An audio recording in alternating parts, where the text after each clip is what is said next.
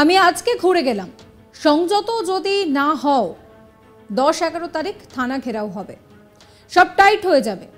আমি ডিজিপির mail ID দিয়ে গিয়েছি, অভিযোগগুলো পাঠিয়ে দিচ্ছি, আপনি পুলিশের কাছে যাবেন না। থানা ঘেরাওয়ের হুঁশিয়ারি দিলেন শুভেন্দু অধিকারী। বাংলায় তৃণমূলের কাছে গোহারা হেরেছে বিজেপি, তবে তারপরেও থেমে নেই গেরুয়া শিবিরের নেতারা। তারা কোনো মতেই দমতে নারাজ। হুগলির আরামবাগ ভোটে সেখানে ভোট পরবর্তী হিংসায় নির্যাতিত দলীয় কর্মী সমর্থকদের সঙ্গে খানাকুলে দেখা করতে চান শুভেন্দু অধিকারী। সেখানে এসে ভোট পরবর্তী হিংসা নিয়ে সরব হন তিনি। বিজেপি কর্মীদের নিয়ে আগামী 10 তারিখ থানা ঘেরাওয়ের হুঁশিয়ারি দিয়েছেন। লোকসভা নির্বাচনের ফল ঘোষণার পর থেকেই আরামবাগ মহকুমা জুড়ে রাজনৈতিক সন্ত্রাসের অভিযোগ উঠে আসছিল। বারবার রাজনৈতিক সংঘর্ষে উত্তপ্ত হয়ে উঠছিল খানাকুল। ভোট পরবর্তী হিংসায় নির্যাতিত কর্মীদের সঙ্গে দেখা করতে এসে এবার থানা ঘেরাওয়ের হুঁশিয়ারি দিলেন শুভেন্দু অধিকারী। বারবার শাসক দলের বিরুদ্ধে মারধরের এবং হুমকি দেওয়ার অভিযোগ তোলেন বিজেপির কর্মীরা। শনিবার খানাকুলের বিভিন্ন এলাকা পরিদর্শন ও নির্বাচিত কর্মীদের সঙ্গে দেখা করেন শুভেন্দু অধিকারী। সেখানেই কর্মকর্তাদের সঙ্গে কথা বলেন তিনি। তারপর অন্ধ্রপ্রদেশে বিজেপি মানে একেবারে তামিল কোলাঘাট থেকে তামিলনাড়ুর বর্ডার পর্যন্ত পুরো আমি ঘাটালের পাশে, আমি একদম ঘাটালের পাশে। বৃষ্টিকে উপেক্ষা করেই কি বলছেন শুভেন্দু অধিকারী শোনাবো আপনাদের। আমি আজকে ঘুরে গেলাম, বার্তাও দিয়ে গেলাম, সংযত যদি না হয় 10-11 তারিখে থানা ঘেরাও হবে, এমএলএ ডাকবেন। টাইট এমনিতে হয়ে যাবে। আমি ডিজিপির মেল আইডি দিয়ে গেছি, কমপ্লেনগুলো পাঠিয়ে দিচ্ছে। হাইকোর্টের ডিভিশন বেঞ্চের অর্ডার আছে, আপনি পুলিশের কাছে যাবেন না, ওসির কাছে একদম যাওয়ার দরকার নেই।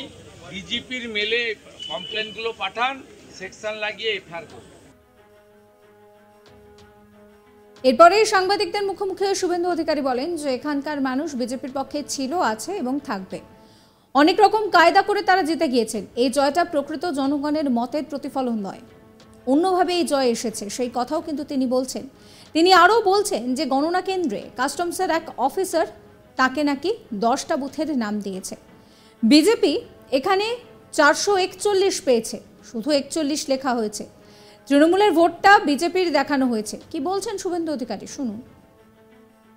মানুষ ভারতীয় জনতা পার্টির পক্ষে ছিল, আছে, ভবিষ্যতেও থাকবে। অনেক রকম কায়দা কানুন করে সামান্য ভোটে তারা জিতে গেছেন এবং এই জয়টা প্রকৃত জনগণের যে মত তার প্রতিফলন নয়, এটা অন্যভাবে এই জয়টা আনা হয়েছে। আমাদের লড়াই চোর তৃণমূলের বিরুদ্ধে, আমাদের লড়াই মমতা পুলিশের বিরুদ্ধে, নিজেদের বিরুদ্ধে নয়। আমাদের যদি কোনো ভুল ত্রুটি থাকে, যেমন ড্যামি ক্যান্ডিডেট পরিচিত বিজেপি নেতাকে করা উচিত হয়নি। আমরা পার্টির অফিসের ভিতরেও বলি, বাইরেও বলি, এবং যারা ঠিক করেছিলেন তারাও বলেছেন আমাদের ভুল হয়ে গেছে। এরপরে কি আছে? কেউ তো ইচ্ছা করে এগুলো করেনি। আমি তো আবারও বলছি, রঘু খুব পরিচিত বিজেপি কর্মী, তাকে ড্যামি ক্যান্ডিডেট হিসেবে দাঁড় করানো ঠিক হয়। যারা দাঁড় করিয়েছেন তাদেরকে আমি জিজ্ঞেস করেছি কেন করলেন না, ভুল হয়ে গেছে তারা। এরপরে আপনি কি বলবেন? অতএব এই ভুল থেকে, ত্রুটি থেকে শিক্ষা নিয়ে আমরা এগোবো। কিন্তু গণনা কেন্দ্রে এটাও হয়েছে, কাস্টমসের এক অফিসার একটা এআরও টেবিলে ছিলেন, তিনি আমাকে 10টা বুথের নাম দিয়েছেন। এখানে বিজেপি 441 পেয়েছে, 41 লেখা হয়েছে। বিজেপি 473 পেয়েছে, শুধু 73 লেখা হয়েছে। তৃণমূলের ভোটটা বিজেপির দেখানো হয়েছে, বিজেপির ভোটটা তৃণমূলের দেখানো হয়েছে। আমি পরামর্শ দিয়েছি অরূপকান্তি দিগরকে জেলা সভাপতির মাধ্যমে যে ইলেকশন পিটিশন তিনি করতে পারেন, গণনা থেকে 45 দিনের মধ্যে করতে হয়, এখনো সময় আছে। একই সঙ্গে তিনি বলেন যে ওদের টার্গেট করা হচ্ছে পঞ্চায়েতগুলো দখল করা, কারণ তৃণমূল পঞ্চায়েতের মাধ্যমে চুরি করে খায়। এখানে 11টা রয়েছে বিজেপির, তাই মুখে হুমকি দিচ্ছে, আর পুলিশকে ফোন দিয়ে রীতিমতন হুমকি দেওয়ানো হচ্ছে। কি বলছেন তিনি, শোনাবো।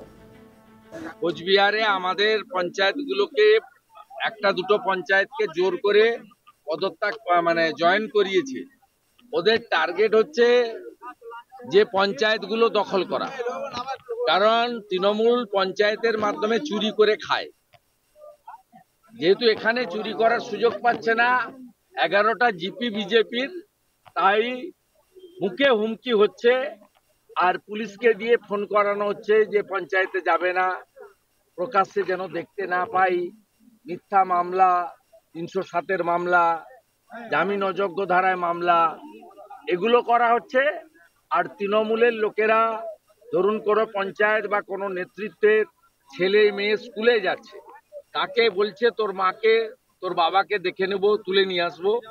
এই হুমকিটা ব্যাপকভাবে চলছে। এমনকি কিছু কিছু সমর্থকের বাড়িতে দুপুরবেলা রান্নার পরে ওদের ৮ জন ১০ জন ১৫ জন গিয়ে খাবার তুলে নিয়ে চলে যাচ্ছে। এটা বর্বর, অমানবিক এবং অত্যন্ত নিম্ন রুচির একটা রাজনৈতিক সন্ত্রাস এখানে ওরা করতে চাইছে। আমাকে সুশান্ত ভাই যখন জানিয়েছিল যে আপনাকে 7টা জিপিতে এইভাবে লোকের কথা শুনতে হবে, লোককে একটু আশ্বস্ত করতে হবে আমাদের বিজেপি নেতৃত্ব, আমি আজকে এখানে এসেছি। আমি আরো 2-3টে জায়গায় যাব। এখানে 2টো গ্রাম পঞ্চায়েতের প্রধান, মেম্বার, বিজেপির কার্যকর্তা কয়েকশো এখানে আমার সাথে আছে।